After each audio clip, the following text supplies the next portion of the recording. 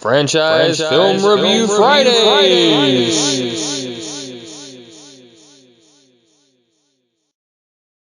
What's up, everybody? Welcome to this week's episode of Franchise Film Review Friday.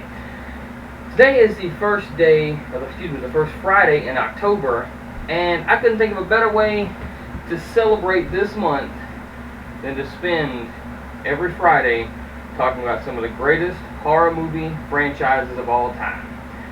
Today with me is my niece Brittany, and today we are going to be going over the Child's Play franchise, one of my favorites. Let's get started. Okay. Okay, starting with the first one, too.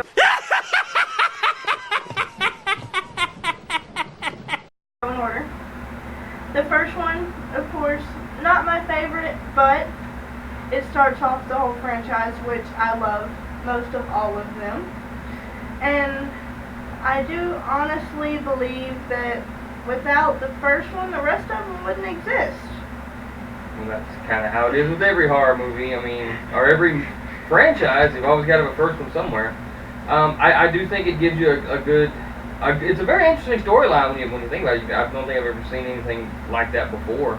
So I think it had a very good storyline kicking off. You know, a guy putting his soul into a doll. I mean, people who had fears of dolls, I guarantee you, they're not watching this movie. The idea of that was theft. Any original horror fan knows the original idea of souls and dolls comes from the puppet masters. But yeah, they didn't have a voodoo guy putting their soul into a doll. It was just a guy like almost harvesting people's souls or whatnot, putting them in dolls. Yeah, fair enough. Shut up. Okay, and I know this is going to come into a debate. I actually like I like Puppet Master, don't get me wrong, but I actually kind of like Child's Play more. Puppet Master started getting a little weird, but anyway, we're getting off topic here. So let's go right into number 2.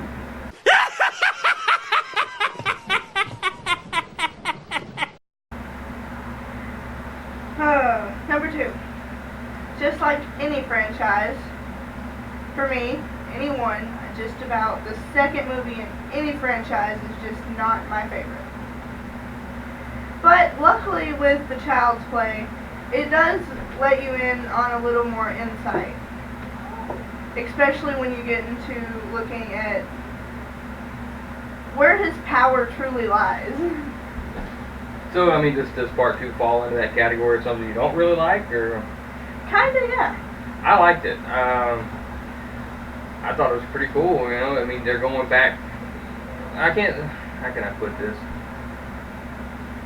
They're continuing on with a good story. I mean, they're keeping some of the same characters in there, and they're continuing on with a good story with the same characters as opposed to bringing in a new set of characters like you see a lot of times in horror movies. Because if you think about it, with Friday the 13th franchise, you never really saw the same characters come back. No. Except for Tommy Jarvis's character, really. So I thought that was really good that they kind of kept a lot, went ahead with the same story with Chucky and Andy. Well, I would say I do like the fact that they keep Chucky and Andy together in the movies, except for when you venture off for Bride of Chucky and Seed of Chucky. But even in the 2013, I think, Curse of Chucky, even in that one, it goes back to Andy. Yeah. To Andy. So I like the way that franchise kept that going, because usually in a franchise you don't get that. Now, part 3.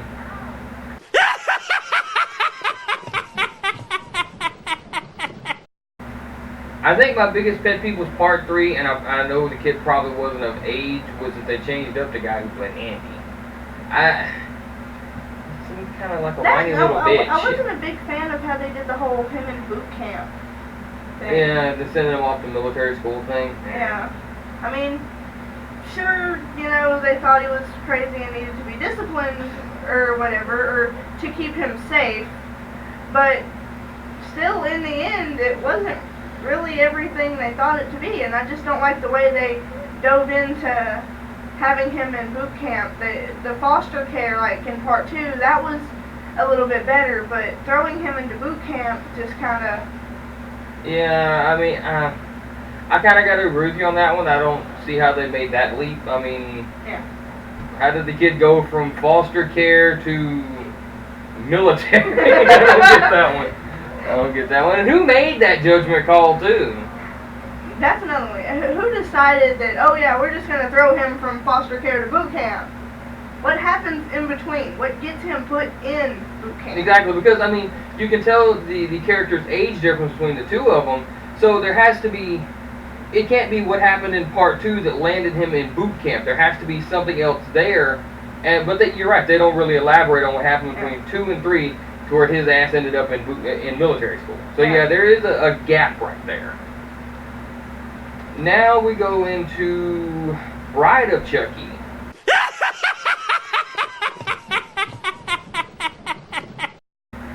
Which, if you ask me, they veered off course. Still a good movie, I liked it, but they went from like straight up horror movies to sort of dark comedy, dark comedy with murder, I guess you could call it. Me, personally, of course, Bride of Chucky is my favorite. Mainly because of Tiff.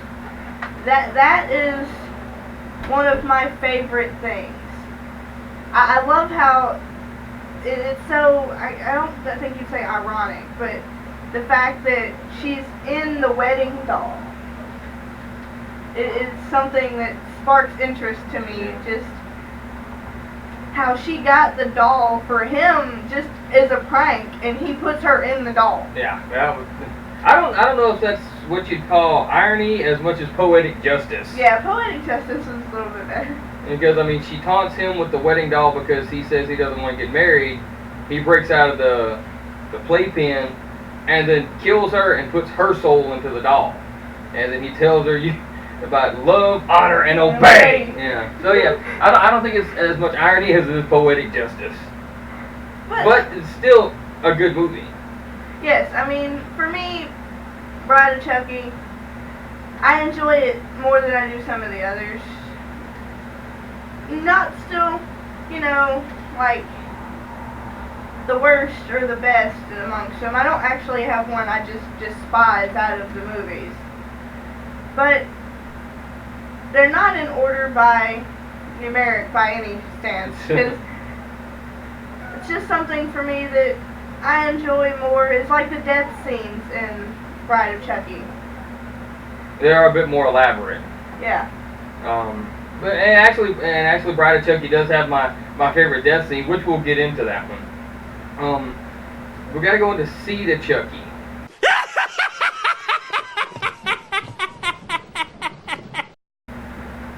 Here's how they went. I didn't think they could get any weirder than Bride of Chucky, but they did with Seed of Chucky. Especially since he's unisex. Yeah. I mean, even though they're dolls, I mean, Chucky and Tiffany, you know what they are, and this kid, you don't know what the hell he is, Glenn or Glenda. And I like how they show that in the movie, that he's got the split personality of he doesn't know whether he's Glenn or Glenda. Yeah. And I also like the fact that they kind of broke the fourth wall on this one. That was pretty interesting, about how they start out, they're making a movie about Chucky and Tiffany, and, but then, they get Glenn or Glenda coming in, and they kind of break the fourth wall with this one, especially when they introduce Jennifer Tilly's character, playing herself, but she's also voicing Tiffany in that one. Yeah, I thought that was pretty cool. And especially, okay, in the end, how you notice who Tiffany actually puts her soul into to get out of the doll. Yeah, Jennifer Tilly. I would say she puts her soul into Jennifer Tilly, which I kind of enjoy, because, I mean, it kind of seems like it fits her personality. Yeah.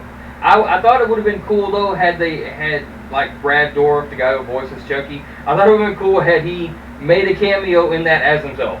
That would have probably, that would have been like the icing on the cake for that whole movie.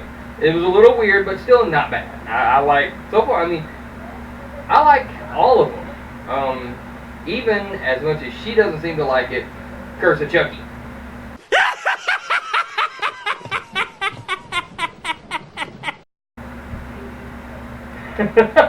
No. Okay, I started watching it once and stopped, and then when I was asked to do the review, I was told that I had to go back and rewatch it. And it did light up for me a little bit. There was some scenes that I really enjoyed. And I kind of liked Nika. I think that's how you say her name. I think so, yeah. But, I mean, I kind of liked her. But the idea of that movie, to me, just throws off. Until, you know, later. I love how later on into the movie it gets a little bit better. But for me, like, the first 20 or 30 minutes of that movie is just not that attention drawing to me. Let me ask you this though. You know, in the movie, the girl in the wheelchair who, did you know that's actually Brad Dourif's daughter? Yeah. Yeah, I thought that was pretty cool, casting his daughter in the movie. But yeah, Curse of Chucky, it wasn't the best. I'm not saying it's not my favorite in the franchise by far, but it's not a bad movie. I kind of like it. Well, I mean, especially when you learn that Nika's mom, I believe. Yeah.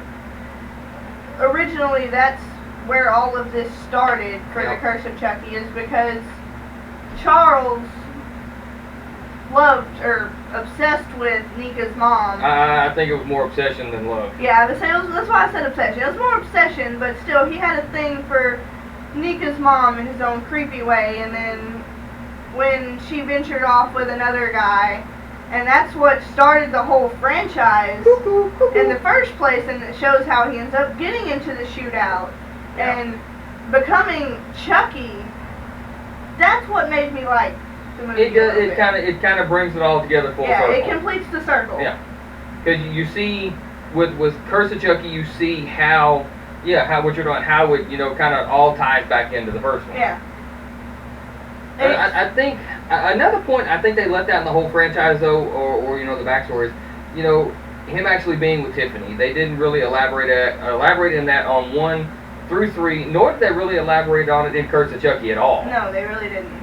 So, I mean, why would he be obsessed with, Nika's mom, but also be with Jennifer Tilly's character, Tiffany? Yeah. So, I mean, they kind of skewed it, but, I mean, in the end, it's all a wash. It all washes out anyway. I mean, true, and then you gotta admire at the end of it how Chucky gets sent back to Andy. Yeah. At the end of the movie, and especially when he's pointing the gun in his face. Yeah. And says, let's see, I don't remember the line. What was it? Play with this or something like that? Something like that, yeah. And then blows Chucky's head out. And which I thought that was pretty cool, because apparently Andy learned to grow eyes in the back of his head as he grew up. But overall, I don't really have too much negative to say about the Child's Play movies. I'm glad they haven't decided to do a remake of it yet. I honestly believe it's probably on the horizon, though. It is. You can read about it already. They are thinking about doing another remake, starting it in 2017. Don't do it. Don't do it, Hollywood. Leave it alone. And I think it's to a point now, since they kind of all tied it up with Curse of Chucky, I don't think they really need to do another sequel either. I think this franchise is done. And anything else now would kind of hurt the already sort of tarnished integrity of the franchise. Yeah. So I think they should leave this one alone. Don't do another sequel. Don't do another remake.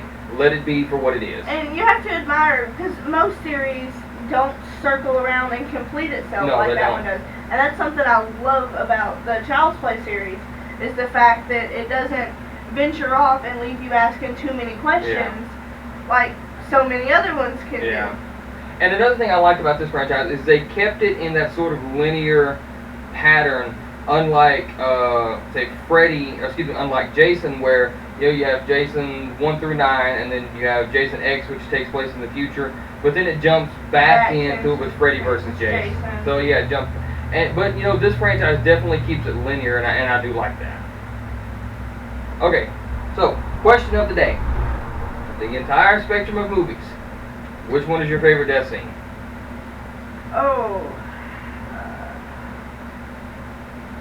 My favorite death scene out of all of the movies.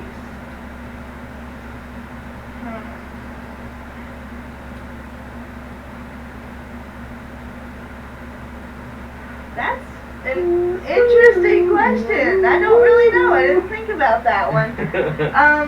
I guess it would actually have to be of course, like, you know, I was mentioning earlier, it would be from The Bride of Chucky. Yeah. But pinpointing which one is my favorite is the hard part for me. For me, I can't really call it a death scene because it didn't actually kill him. I like the one where it was like caused the airbag to blow nails all into John Ritter's face, and you know, like you see his lips like pinned up like this and stuff like that. So it wasn't because you know he regains it, knocked him out, but he regains consciousness and like Chucky just stabs the hell out of him in the back. But that's actually like my favorite sort of murder scene throughout the entire franchise. I honestly believe that with the mirror bed scene coming in a close second. That's what I was about to say. That would honestly be mine, is how they have the mirror above the bed and everything goes from there. That would probably be my favorite. Yeah. I think one that needs to get honorable mention, though, comes from part 3, when old boy threw himself on the hand grenade. Thinking it was fake, yeah. Yeah. Well, I don't know. I think he knew it was real, but he was just trying to save everyone. But yeah, but then you see like the and his body like you know. Okay. That one definitely should get honorable mention. You also have to admire the intelligence of taking the paintballs out and using real bullets. Yeah, that was pretty good. That I enjoyed. The fact that Chucky decided to change that out. Yeah. That gave him a real surprise. But anyway, if you like this video, make sure you like, share, and subscribe at the bottom. If you have any other comments... No, one more question. Go ahead, shoot. Okay. Like I did last time with the review. Mm-hmm. What are your favorites in order? Oh, wow. Favorite to least favorite.